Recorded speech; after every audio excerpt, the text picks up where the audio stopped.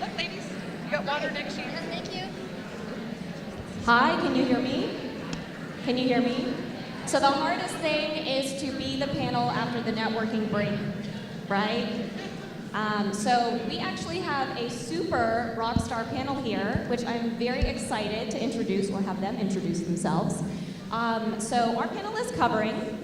How many of you guys are new to the word covering, or this is your first time hearing that term? Raise up high and proud. Yeah. Okay, we're gonna learn a lot in this panel. So let's start with some intros, Barbara. We'll just do like tweetish long intros, so you get a sense of who's on the panel, and then we'll dive into some stuff. So Barbara. Thank you, Tiffany. Hi, everybody. My name is Barbara Ritchie, and I'm really appreciative of the 3% Conference and my fellow panelists who share their expertise on covering. In my professional life, I'm a managing director in global markets at Deutsche Bank, and in my personal life, I'm a mental health advocate. I serve on the boards of NAMI and NAMI New York City. NAMI is an acronym for the National Alliance on Mental Illness, and we are the nation's largest grassroots organization dedicated to improving the lives of individuals and family members impacted by mental illness. Our motto is "You are not alone," because there's quite a high prevalency rate for mental health challenges. 1 in 5 adults will experience a mental health challenge in any given year. Some of these are chronic illnesses, and sometimes it's a once-in-a-lifetime occurrence. A little longer than a tweet. That's okay. Okay, hi everyone, I'm Jennifer Brown. I am an owner of a brave owner of a diversity and inclusion consulting firm. So we're literally trying to build more inclusive workplaces where all of us can bring our full selves to work. As a member of the LGBT community, that is especially poignant for me. So I will talk about what covering means to me and has meant to me, and why I believe we need to give voice to the voiceless in the workplace. And often that means minority talent with a small m. In many ways that we mean and define that word. I'm a new author. My book is called Inclusion, Diversity, the New Workplace, and the Will to Change. And I do a lot of work with executives who look a certain way in the business world, trying to figure out how we can get more male allies in particular and senior people to really lead publicly on this, because I believe that change needs to start from the top as well as the bottom and the middle. And I have a podcast called The Will to Change, and I tend to have a lot of straight white male allies come on there and talk about their own diversity and inclusion journey. Again, trying to show men leading, and hopefully other men will watch them leading and learn how to do the same. Hi everyone, I'm Noni Allwood. I am a grandmother, I am an engineer, I am a Latina. And after many years in the corporate world, I decided that I wanted to figure out a way to change it so that voices of people who were not at the table could get to the table.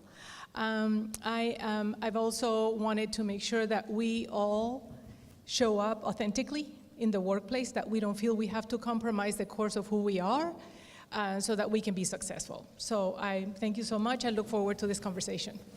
Great, and I have the honor of being your moderator. So my name is Tiffany Yu, and I run a company called Diversability, which is focused on disability inclusion. Again, have built my career in the corporate world, Goldman, Bloomberg, even worked at P. Diddy's company, Revolt, and then realized there was still a lot of work that needed to be done in terms of talking about disability and becoming more comfortable with being uncomfortable, like we've heard in so many of the talks earlier today.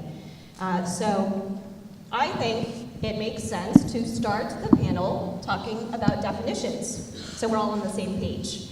So I've actually seen tweets on Jennifer's talk on covering, so I figured I'd turn it to her to kind of lay the land of what covering is, definitions. We'll just start there. Sure. So Kenji Yoshino and Christy Smith wrote a paper called Uncovering Talent, and it came out under the Deloitte brand, and it's a really great and easy to understand exploration of covering. And they basically define it as downplaying a known stigmatized identity. So we're in the world of microaggressions, micro inequities. They're small, but sort of death by 1,000 cuts these days, right? It's not often that we're sort of faced with something that's clear cut. And I think covering is powerful to me because it's something we do to ourselves when we sense that we're going to be negatively stereotyped because of our identity. So we sort of downplay. And if we can hide our identity, some of us can't, right? But even if your gender or your ethnicity or your sexual orientation or gender presentation is visible, you can still be covering based on how you wear your hair, how you dress, how you speak, how big and bold are you, how quiet and passive do you need to seem, So, I mean, we all kind of expand and contract depending on how safe we're feeling. But if we can hide our identity, there's a whole different level of covering. So for me, if I pass as a straight woman, every day I have to come out and make sure that people understand I'm LGBT and have had a partner of 20 years. My friend Carmelin says, I don't want to benefit from the privilege.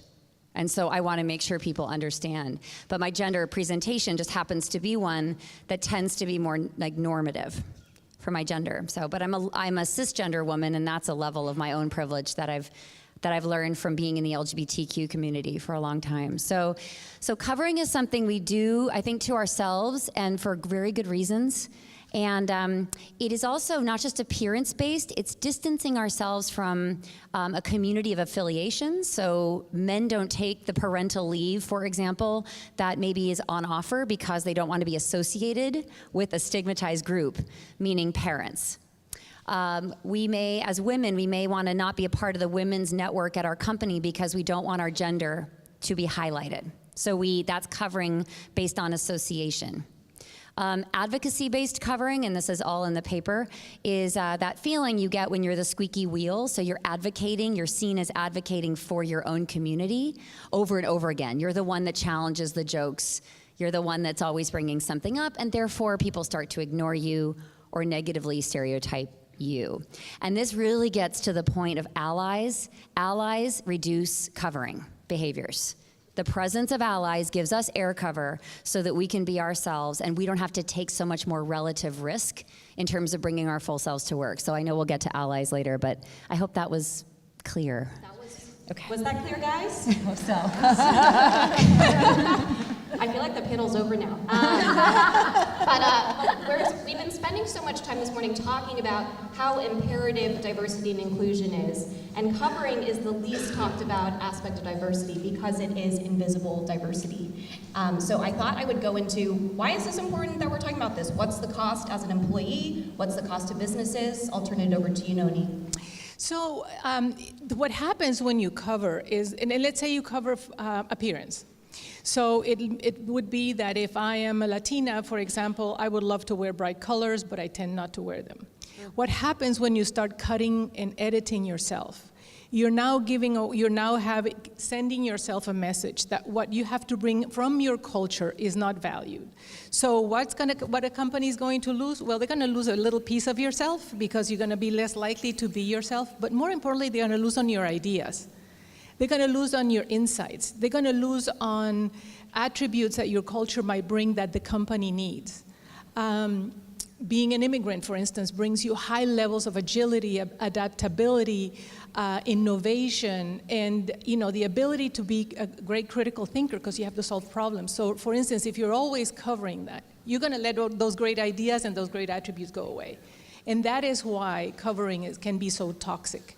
Also, and the final thing I'm going to say, it's also toxic for the leaders in the company because you might have a leader who could be a white male who has a disability, and he will never ever, and Barbara will talk a little bit about that, but they will never be able to say, hey, you know what, I can't go on that activity because I have a hip issue, or I have a back issue, or I have a depression issue. So it just starts editing and cutting into who we are as people, and it really builds a culture where everybody is hiding. And can I just add one more thing? 46% of white straight men report covering in the report. So the white men are included in the report and talk about all the ways that they cover. And so that's a very compelling piece. I just wanted to stick a pin in that because oftentimes we don't think this is our issue, but it's actually everyone's issue. I wanted to add one thing to the business case. What do you all think is the number one reason for missing work, the number one cause of disability? It's depression. There are over 200 million missed work days a year due to depression alone. And what's so sad about that, depression, is that 80% of depression is treatable, and yet only a third of people seek it because they're afraid of the social stigma, they're afraid of the repercussions at work, or they can't get access to quality care. So there's a tremendous cost on business. It's huge. And I think what's important here is, again, we're talking about recruiting diverse talent, but retaining it is huge too. And when you lack this sense of belonging or this sense of being able to bring your full self to work, it causes you to want to leave, to not want to be there.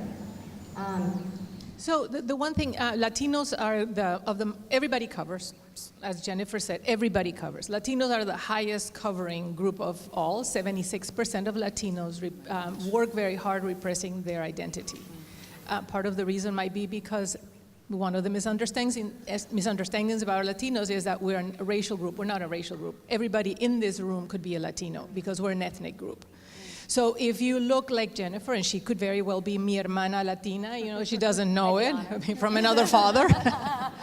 But she could very well be a Latina, and so she can probably cover much better than I can. So this is part of the dynamic that goes, and so Jennifer could be sitting next to me. We could have a lot more things in common, and we could never talk about it because she doesn't want to. She feels that it's a risk, an exposure, and probably a negative move in her career progression if she states that she's a Latina. Yeah.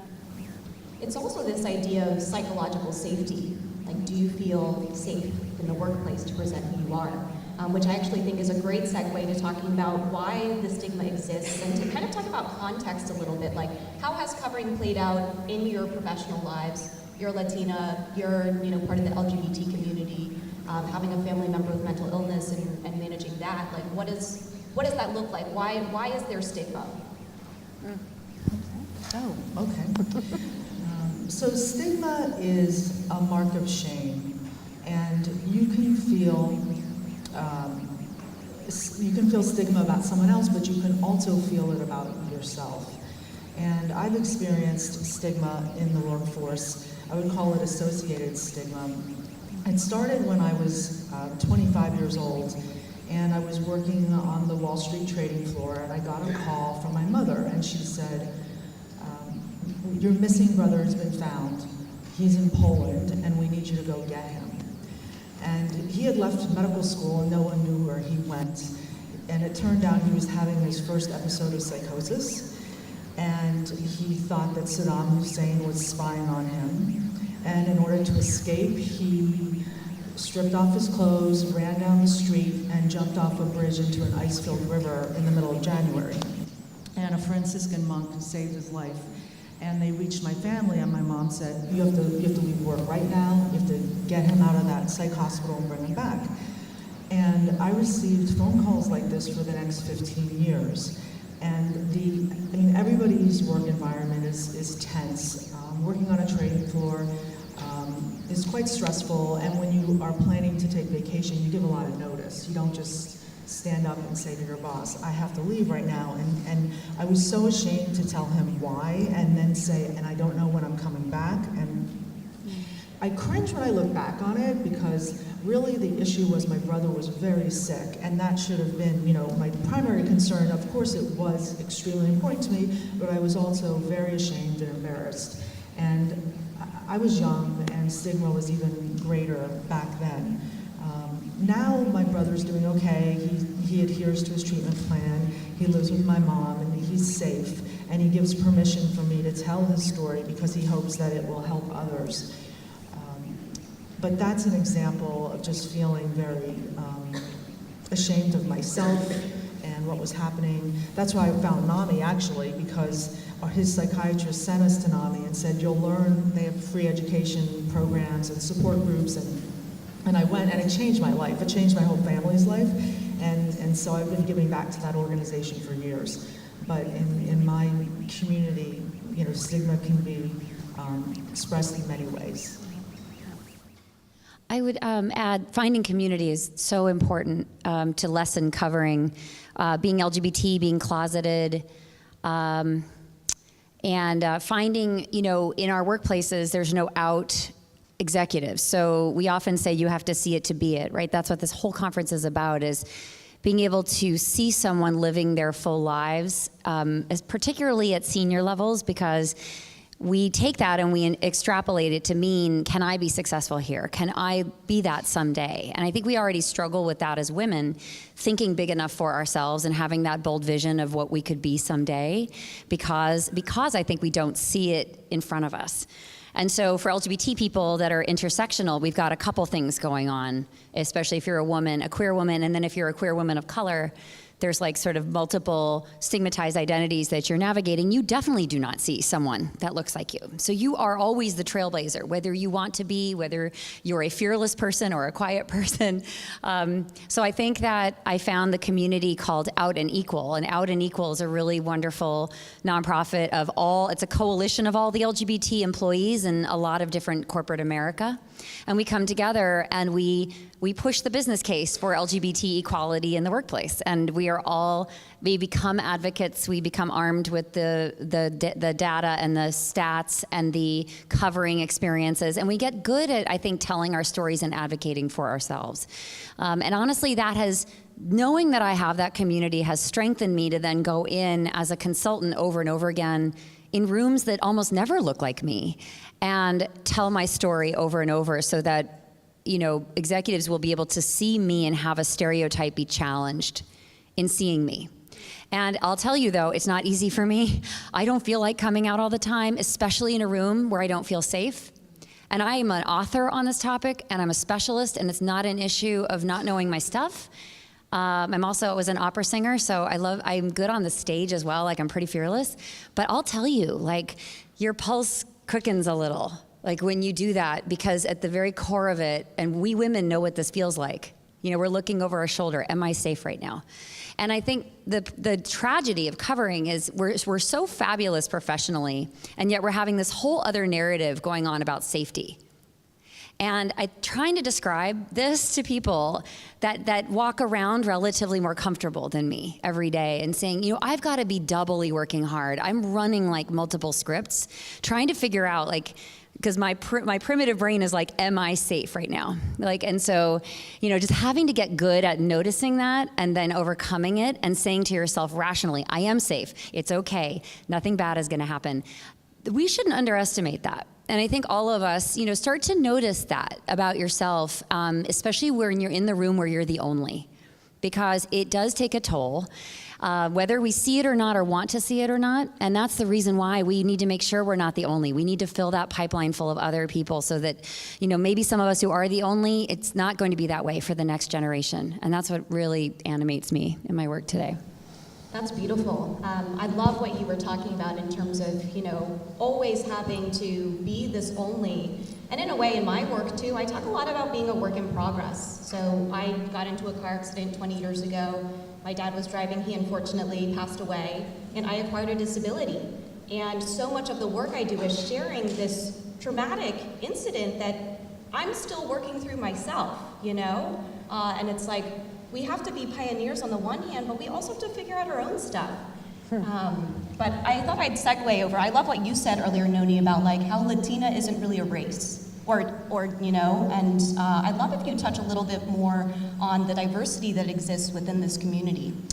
Well, I published research on Latinos in the workplace last year, and one of the interesting things is that Latinos are, and you can see it, especially your creative agencies, when Latinos are treated like one uniform block, you miss it completely. Because, and I will give you an example, which I talked to, Carrie knows what example I'm going to talk about. I'm going to talk about a marketing campaign that took place last year, a huge marketing campaign, where they wanted to get the loyalty and the trust of Latinos. And they treated Latinos, and it's a big campaign, I'll tell you which one it was. And it was a campaign where we were all seen as one mind. Like if one goes that way, they're all going to go that way. And they missed it completely and failed terribly. And that was the presidential 2016 Democratic campaign. Because they thought that there was any such thing as the Latino vote. It doesn't exist.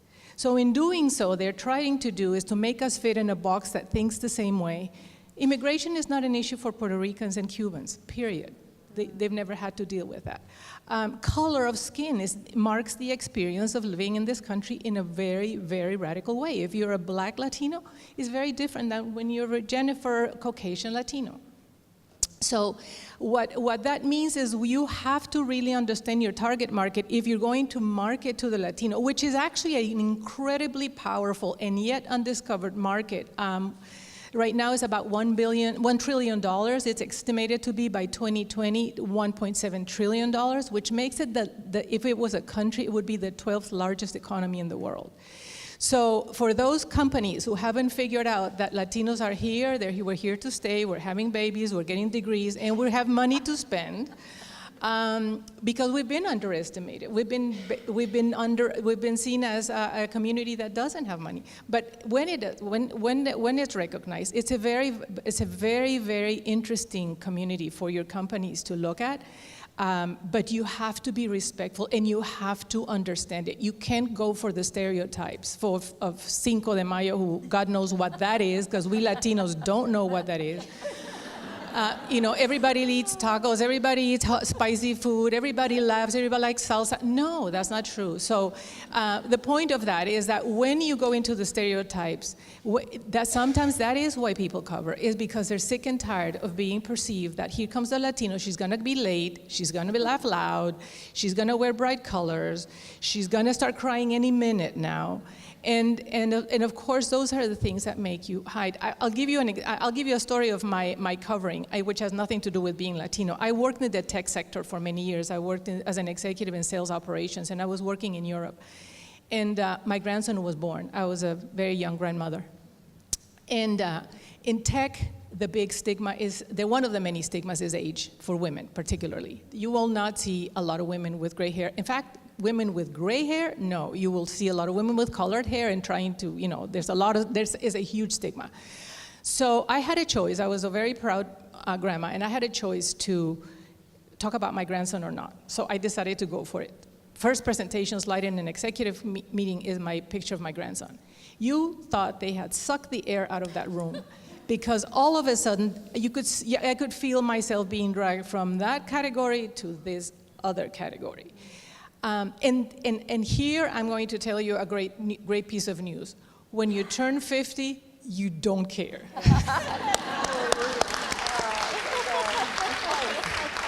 So the good news about covering, the older you get, the more sick you get of covering, and the less tolerant you are, and you go like, no, I don't think so. So yeah, there you go. So whatever came, and whatever didn't, it doesn't matter. And I actually feel like I have the opposite problem, where I look a lot younger than I actually am, and this happens in Asian communities. And sometimes it's hard to get taken seriously or hard to get the meeting. But I love the fact that all of you guys talked about, or all of you women, sorry, all of you talked about the diversity that exists within your communities. So I thought I would transition the conversation over to solutions, because that's why we're here, right?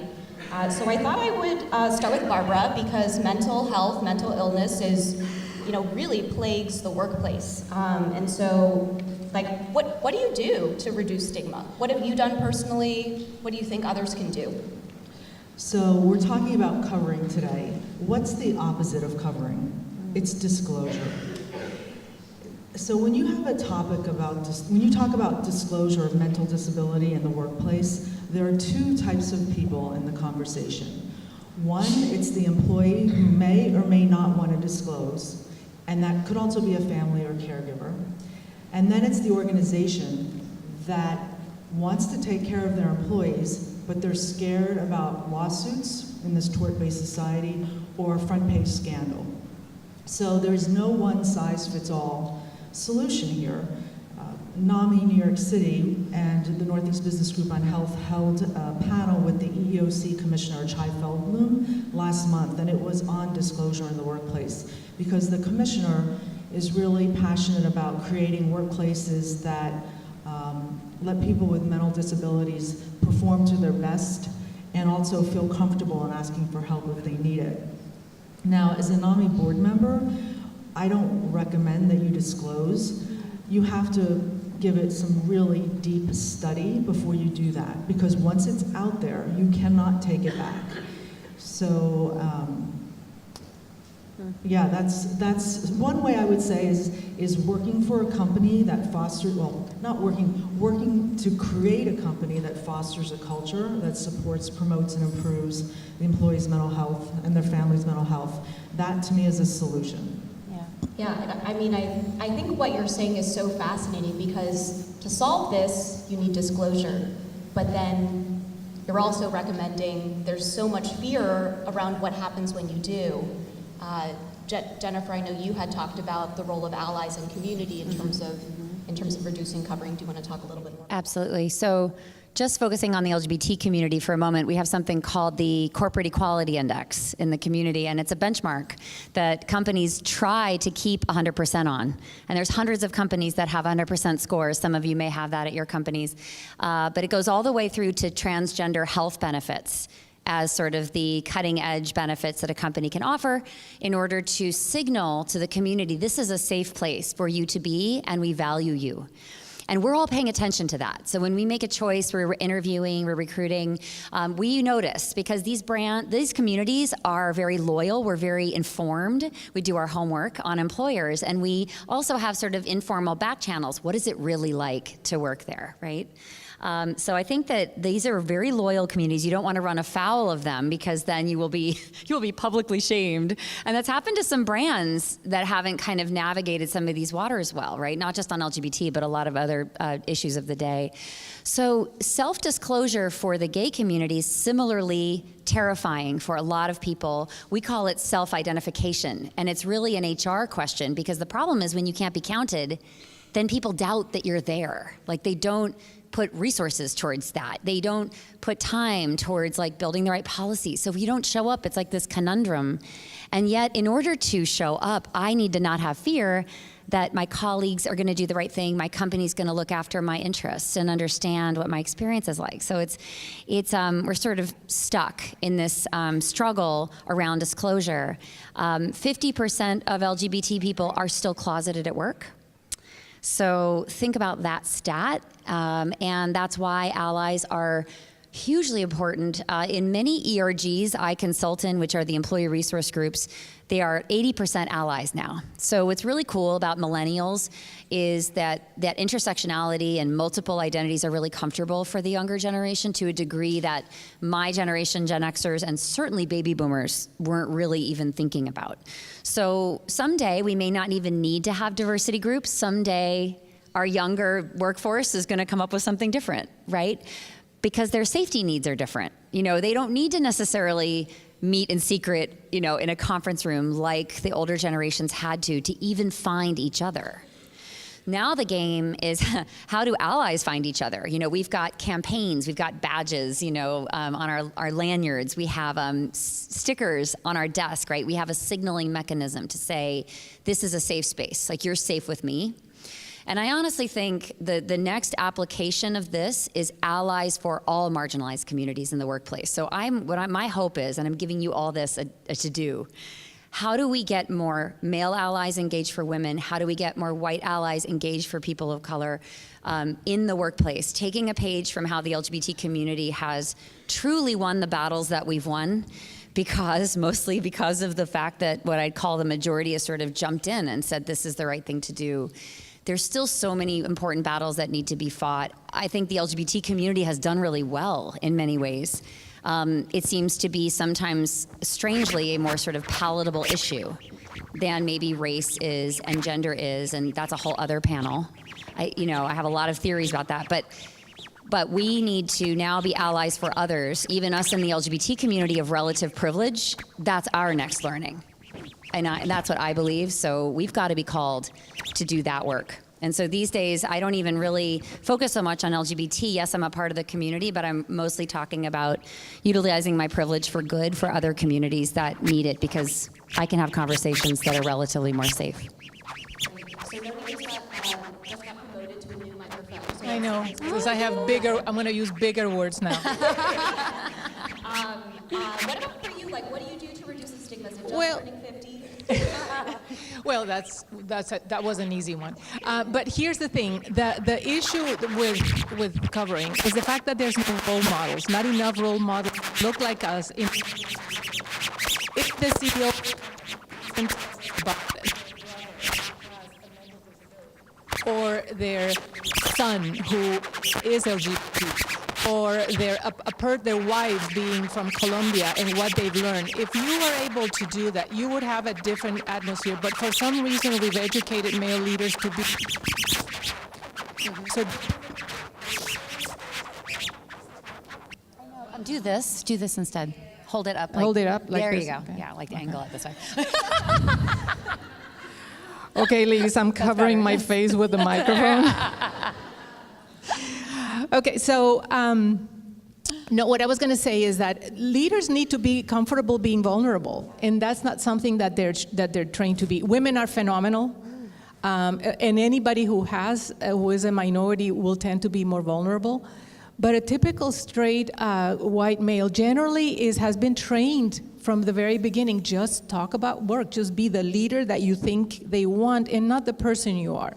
So we're here to disrupt that. We're here to say, it's okay to say, hey, listen, I just told you that I'm over 50. How many times have you ever heard that? Very, very hardly from a woman because there's such a stigma.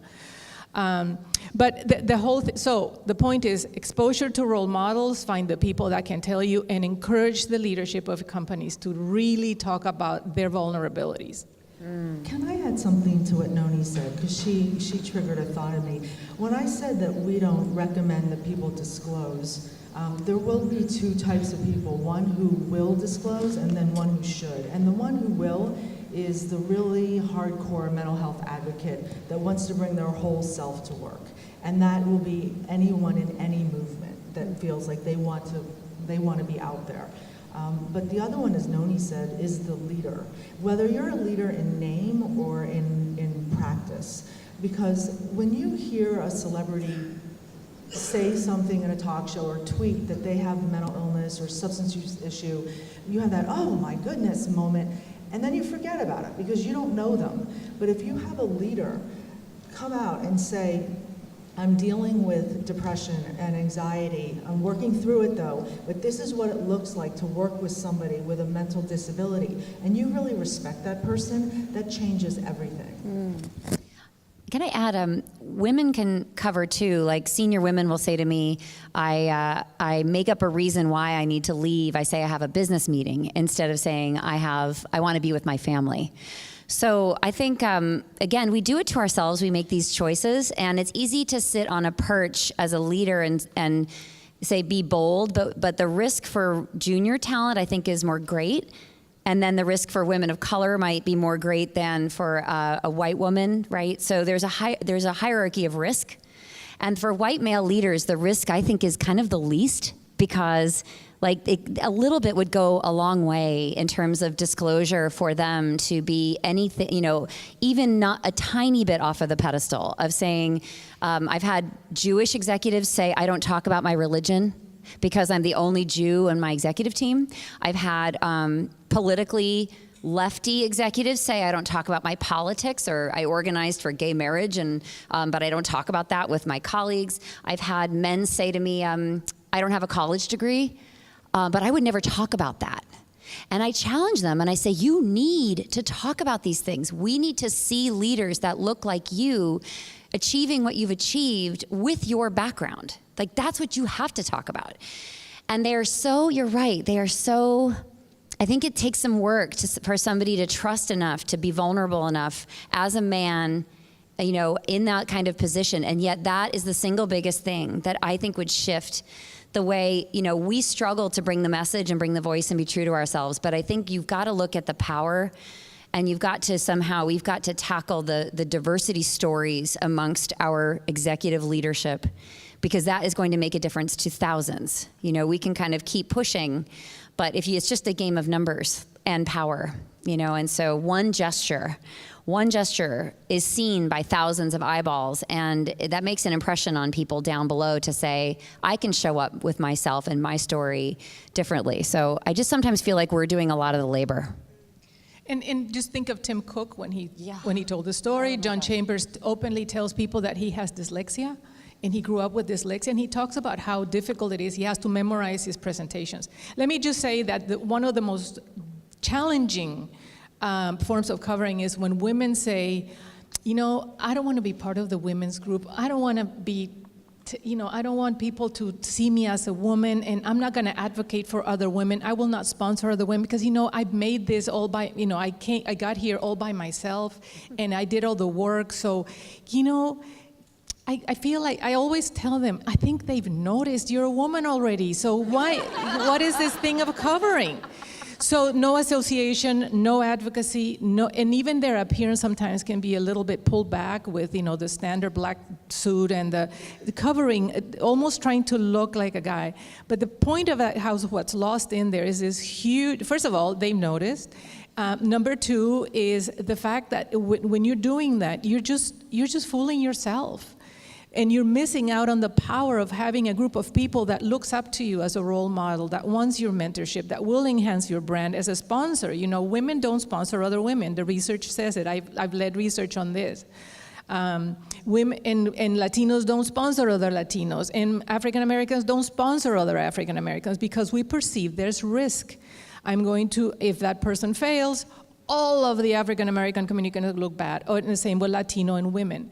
So the point is, let's look at ourselves too, because we have a lot to gain just simply by just showing up in the way we are, and not be so afraid of the risk, because the risk ends up coming back to us. That's great. I think I'll say two things here. One is reflecting on the privilege exercise from this morning. There was this black man who was like, I see that I'm here relative to everyone else, but I've done really well for myself. And I was like, that is a great thing to say, And the other thing I'll say too is, actually, I don't know if you guys know this, today is Latina Equal Pay Day. Woo! Yes. I don't know. I don't know what that means. So pretty much it takes a Latina woman this amount of time to make the same amount as a man. So we're pretty much, what's today, November 2nd? Oh my God. I think the number was Latina women are paid 46% less. Anyway, I just wanted to Latina women in California make 44 cents for a dollar that a Caucasian male makes. Goodness. And this is California, where the minimum wage is actually pretty good. Yeah. Ways to go. But I love this conversation about role models and the roles that leaders can play in terms of being vulnerable. You mentioned Tim Cook. Are there other case studies of leaders who have done this well? Well, I think Mark Benioff talking about the fact that he meditates and he needs to, the self-awareness is his spiritual practice. Benioff talks about it all the time. And it's interesting because even in I know that some of the trips that he grants his top performers, they're not to a beach in Bermuda or Hawaii. He sends them to Bhutan, one of the most spiritual places in the world, and they go into this very spiritual journey. So it's not to say that you advocate for but he's showing a side of him that opens a conversation that probably you wouldn't be able to have with other leaders. Let me build. It's Mark Benioff, who's Salesforce CEO, for those of you who don't know. And there's so many stories about him. For example, he threatened Indiana with pulling out thousands of Salesforce employees because of the religious freedoms bills that were going on in Indiana. So he literally threw his might behind that and said, this is not good for our workforce. It is not a hospitable place for my employees to bring their full selves to work. And we're gonna make it hurt. We're gonna hit you economically. And I think that they acquiesced. The sports leagues, it's so interesting to watch what happened in North Carolina when they pulled out all those big events. The NBA took the lead, and you'd be shocked. The sports teams, particularly NBA, has shown a whole lot of leadership and used their economic might. So I tend to watch companies and CEOs who are taking courageous stands. I'm really fascinated by that on a personal level and also at the corporate level. And I think that I like to make the argument that especially the younger workforce wants companies to be more than just a workplace and more than just a paycheck. They want the company to be present in the conversation. And most of the CEOs I work with, though, and the boards are afraid to, quote unquote, take a position on everything that's going on outside the four walls of the company. But the truth is, employees are walking in the door carrying everything that's happening for our communities, whether it's the Pulse nightclub shooting, whether it is police violence and protests, whether it's the election and how we felt about it. We are bringing that. So you don't need to take a position, but what you do have the opportunity to say is you are valued and welcome here. We want you here. I want to know if you're not bringing your full self to work. We want to know why and what we can remove for you in order to do that. And then I think publicly, there's nothing that feels so amazing than to see your CEO jump in and do something. And you're like, wow, maybe I will stay here another year or 2 years. I mean, in the lack of role models, if you don't see that, at least if you feel your company has your back, that like speaks volumes, and I think has a lot to do with bottom line retention.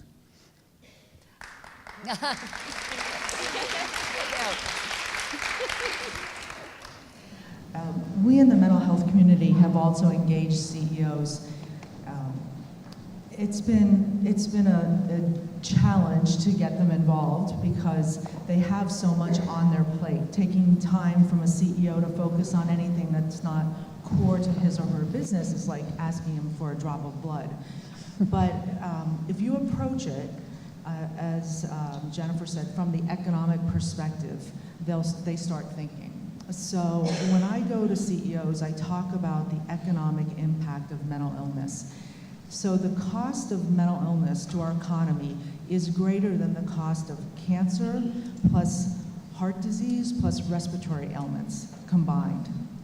So that gets them thinking about what it means to help their employees and how it could help the bottom line. I worked with a few organizations when I was the president of the board at NAMI NYC. We convened with the Kennedy Forum, the Northeast Business Group on Health, and the American Psychiatric Association's Foundation for Workplace Mental Health. And we created a toolkit for how to lead a mentally healthy business. This toolkit is online. It's called Working Well. It's been used globally. And it has four tenets. One is know the impact of mental health on your business. Second is break the silence. I think that would apply to all of our topics here. Third is deliver affordable access to care through your health programs. And four is to build a culture of well-being. I went on to host 2 CEO summits on workplace mental health. This has never happened before, that CEOs have come together to talk about mental illness. The first one was at the New York Stock Exchange in 2015, and that was with Bill Ackman of Pershing Square and Steve Howe of EY Americas. And then the second one was at Deutsche Bank, where I work, and that featured the AIG CEO at the time, Peter Hancock, and he talked about the opioid crisis that we're having. Altogether, we hosted 12 trailblazing CEOs, and they're really, and then last year I was invited to the White House to speak about this because President Obama and his administration had been very anxious to engage the business community because of healthcare and the costs that are associated with that in the ACA. And they were kind of getting shut down when they were trying to approach the business community. But when we were coming from it from a mental health advocacy perspective and we were able to bring the CEOs into the conversation, they wanted to hear about that. So that was a real privilege to go to the White House and talk about that.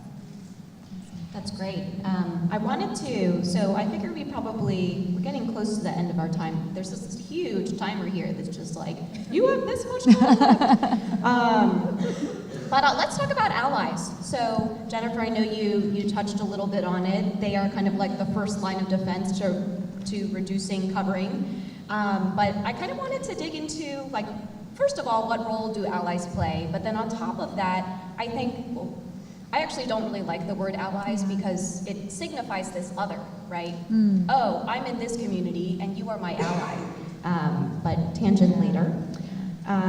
Yeah, what role do allies play? And then on top of that, I feel like within a lot of our communities, there seems to be this shaming and blaming culture where if we see someone who is well-intentioned, you know, the person who gave the presentation earlier today was talking about being the teacher or choosing to be the teacher. What dynamic does that play? How can other people, you know, step in or step up? Oh man! All right. Well, you know, good luck. I know. Thank you.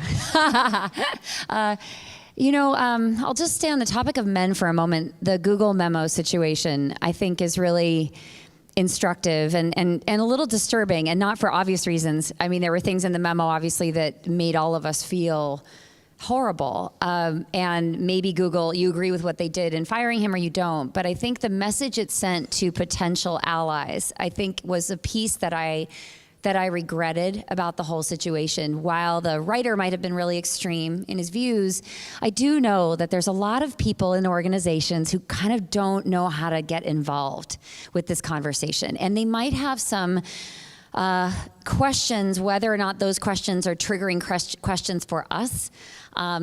If we really believe in inclusiveness, we do have to hold a space, not to call out people, but to call them in. And this is so hard. It is so, so hard because the conversation escalates quickly. But my bigger fear is that there's no conversation at all, and there's no dialogue, and we're afraid in our workplaces to even come together and have that creative abrasion or abrasion of values, whatever it is, and kind of work through it to get to the other side together. So it was I don't know if it was a very positive moment to be shamed publicly like that, regardless of the rightness or wrongness of what he was writing.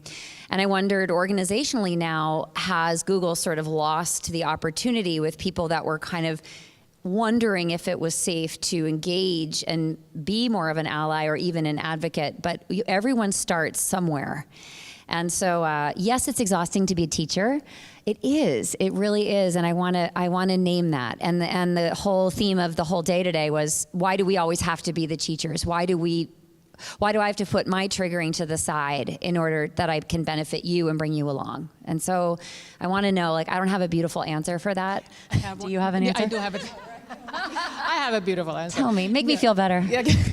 No, here's the thing. So I get it, because I hear all as well in my consulting work. I hear this. Why do I have to explain everything? Well, I would say that I feel like I'm the subject matter expert on Latinos, and I would like them to hear my answer, because I feel that I know more than Jennifer does. So if she asks me, I have to trust her intentions. That's the whole thing. We've lost that trust in intentions, in good intentions. In the corporate world, we're so divided, and so just like in society right now, we're so segregated and so divided. If the conversation doesn't start, if I cannot go and ask Jennifer, tell me more about what it's like to be an LGBT woman, and tell me what it's like. If I cannot ask her, then I'm going to go with the stereotypes, with what I hear from the media, with what I grew up with. So I'd rather have the opportunity. We have to make ourselves be able to do that.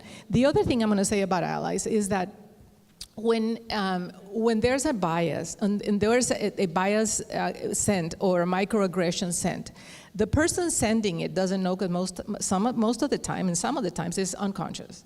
The person receiving is in shock, and the power is in the person observing. The power of the observer is what makes a difference when unconscious bias.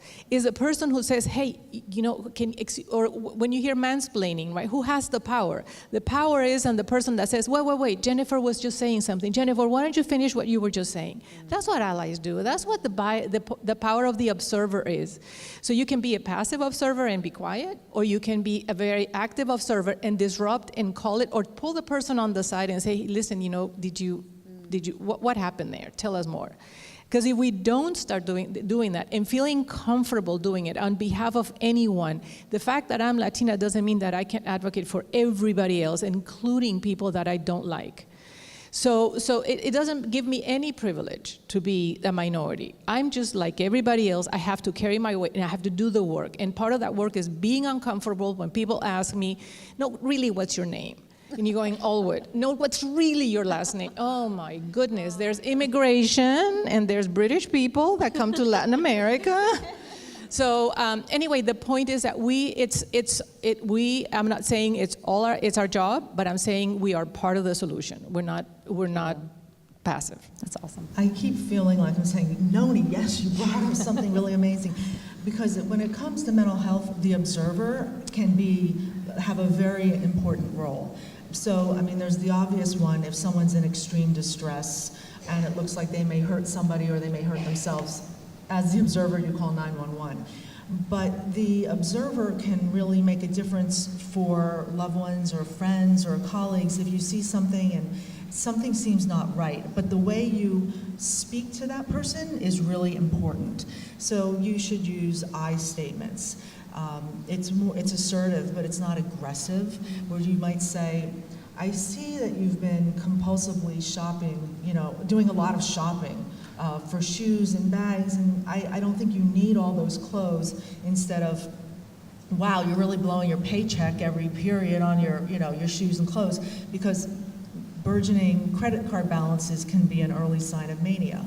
So it's just, there's things that you can say, but you really need to be kind and listen a lot as well, and then encourage people to seek help, because one of the biggest problems with stigma is people are afraid to get help. And the longer that you delay getting help, the more you're dealing with a poor condition, you feel lousy, the worse your long-term outcomes are, the harder your interpersonal relationships are. All of that can be resolved so much better with earlier help-seeking behavior. But so the observer plays a really big role in that. Could I make one more point? When it comes to gender equality, the other thing I hear would-be advocates say is they're very well-intentioned about gender. So you'll hear, and I'm sure this is familiar, it's sort of the presumption that we're just going to keep moving forward, and I've done enough just because of what I believe. And I think somebody said it earlier, there's no replacement for action and activating. So I see a lot of passive allyship. I see a lot of well-intentioned people who believe in equality. So if you ask them, of course I believe it. I have daughters. My wife works, et cetera, right? There's like all these smoke screens that people can put up to say, I don't want to do more. But I always make the point, you've got to be more overt, you have to be more public, and you cannot assume that we're all sort of marching in this way towards greater equality. Like, we need more. We need more than just being well-intentioned. And I think, bless their hearts of our colleagues. I love their hearts, but unfortunately that's not going to change organizations and realities for a lot of us. So I would also encourage you to kind of think about allyship as a hierarchy of wokeness, from unaware to, okay, I know there's an issue, but I'm not doing anything about it. Now I know there's an issue, I'm doing things about it, but only when I'm asked. I want people to be doing things about it when I'm not even in the room, none of us are in the room. And it is sort of a muscle that they've baked in to say, I'm advocating all the time, whether somebody's watching or not. That's where I'd like to get to the advocacy part. Because I think ally, of course I'm an ally. Everybody wants to be one. It's not enough. It's not enough. That's great. And I think I love this conversation about the observer, because inherently within that word, it means that someone sees you. And I think that's so much of what covering is when you feel like a part of yourself is invisible, you feel like your whole self is invisible. Can I add one thing? I know we've talked in the conference a lot about mentoring, and I want to say that if you are being mentored, you also have the power of being a mentor to your mentor. In other words, you have a chance to educate a mentor that knows nothing about what it's like to be a woman or what it's like to be LGBT. So take those opportunities. And the other thing I was going to suggest, but mentorship is not enough. You need to find sponsors. And sponsors are those people who are really going to make it happen. Because what we find in the research also is that when you have a sponsor, you are less likely to cover. Because you have someone who gives you somebody who's saying, it's okay to be you, it's okay to be who you are, and I'll give you, I'll take care of if anybody comes back and damages you for that. So don't underestimate relationship capital, because it's a huge asset. And how we go after and build those portfolios of relationships, you need to treat it like an investment portfolio. You need to have a little bit of everything, and you need to balance it, and you need to know when to use it.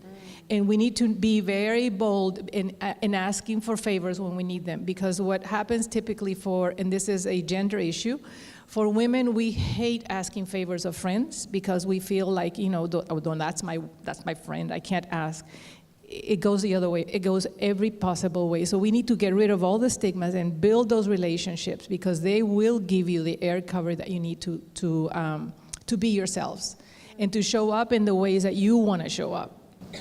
That's great. So this is what I call the tweetable moment of our panel. What's one takeaway, before we open it up to questions, what is one takeaway you want our attendees here to make sure they remember and tweet? Okay. Mental health. If you can't manage it, you can't. Oh, I screwed that up. Mental health. If you can't mention it, you can't manage it. I like it. Oh my gosh. They'll come back to me. Yeah, come back to It's me. been too much pressure. So still thinking. we'll open it up to questions. We probably have time for a couple. What? I was just going to grab the mic for questions. Oh, sure. We'll share one. does anyone have questions? Ooh, I see. Yay! I like it when people have questions. Especially when Okay, so in terms of the role of the observer, there's been situations where I've been called a mama bear because I'll jump in to defend someone and say something when later they'll say, that wasn't really your place. If someone's uncomfortable with something as a person, they should be one to address it. So what would you recommend for finding that good balance between saying something while also knowing, I'm not really the one that this is impacting. I want to make sure I'm not making that other person uncomfortable by speaking up. That's a really good question, and part of it is practice, I would say, because there's never a good reason. There's never a good formula. It depends on the situation. Sometimes it depends on the personality of and the culture of the person. Some cultures love one-on-ones, private. Some cultures don't mind the what are you thinking? They want it bold and open. Also, the culture of the industry that you work in, that also sets the tone. East Coast versus West Coast can set the tone of how you direct those things, or south of the United States versus Midwest. So you have to keep into account all that. I wish there was an easy question, but it's a little bit as practice. But I have to say you one thing. At the end of the day, you need to ask yourself, would I have regretted more saying something or not saying something? And if you said something, and even if it blew up and you feel better, you're good. And then I'd say check with the person who has been impacted. Have a private conversation first. Be careful of criticizing, especially leaders in public. Remember, we want allies, and people are going to make mistakes. We've got to give people space, and we don't need to shame them. So check with the person that's being impacted. Say, is there an opportunity for me to say something on your behalf? Would that be helpful? Let them drive, and then work that out with them, and then give that feedback, especially if it is a senior person or a potential ally, in private. I mean, there's nothing to be gained, I don't think, by making, and we could disagree, I just don't know if that, I tend to tread lightly and slowly and carefully with these kinds of things, because there's so many people to take care of. And I don't want to use a blunt instrument and damage things relationally. So I tend to go one-to-one and kind of work it out. But I'm sort of a pleaser, so that tends to be Noni might be like, heck no, no, I'm not going to let you get away with that. I'm over 50. These things. I'm so close. I'm so close. I'm just kidding. I'm just kidding. All right, we have another question. You mentioned sponsorship, and that's something that, as I get closer to 50, I realize I never really had tons of mentors at my level, and been really blessed. But it's been difficult to continue to rise above. I don't even think we call it a glass ceiling anymore, but anyway, to rise above in my level. I'm in analytics within an ad agency, so even that tends to be more diverse, the analytics world, because this is where the talent pool is. But as a Black woman, to continue in leadership, you need a sponsor, and definitely at the executive levels and the C levels, they're almost always white men. And so in analytics, it's also its own little, to your point, where you're at, how it is, it has its own culture. And if you're an agency client, whatever. But my question is simply, any tips around how do you identify a sponsor, how you ask for that? There's tons of mentoring and how to get mentorships and how to get mentors, but sponsors is a different thing. That's when somebody's truly invested in you and is willing to also go on a limb for you. So what would you recommend, and how do you approach that?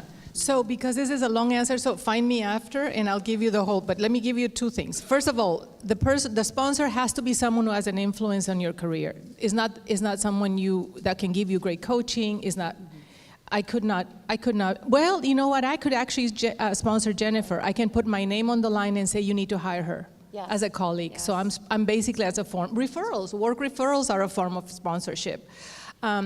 The second thing is you need to know what's in it, what is keeping them up at night, and what you can do to help them, because it's a two-way relationship. Find the person in the organization that can do things for you.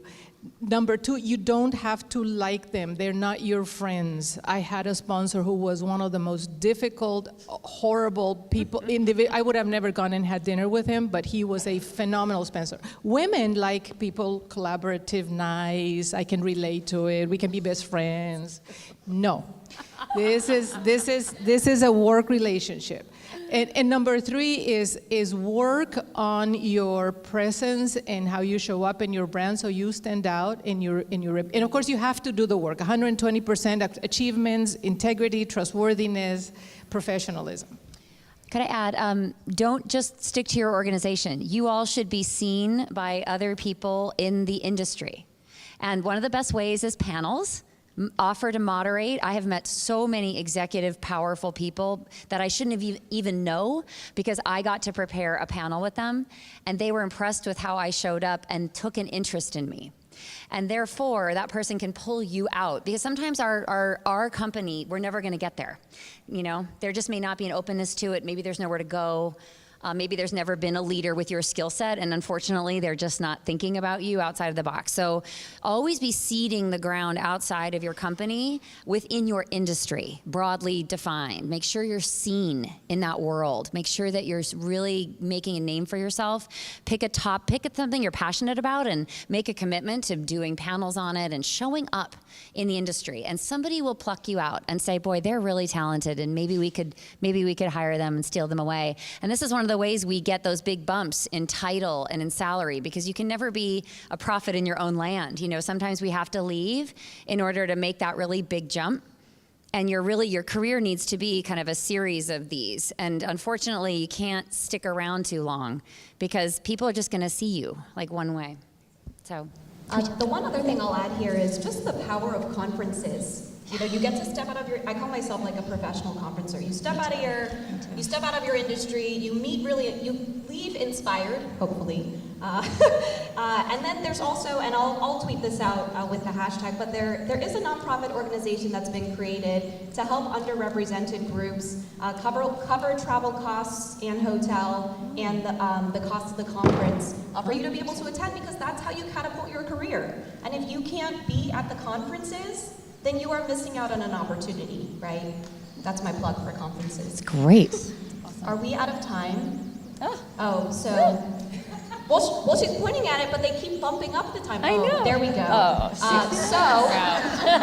that said, thank you for joining us. We didn't get our tweetable moments from these two, but maybe you can follow Stay them tuned. on Twitter. I already tweeted yours. You don't. Thank you. Oh, Thanks, okay, Amanda. so What was it? They'll find one from one that you guys tweeted. Don't tweet the I am over 50, please. Thanks, guys. Thank you.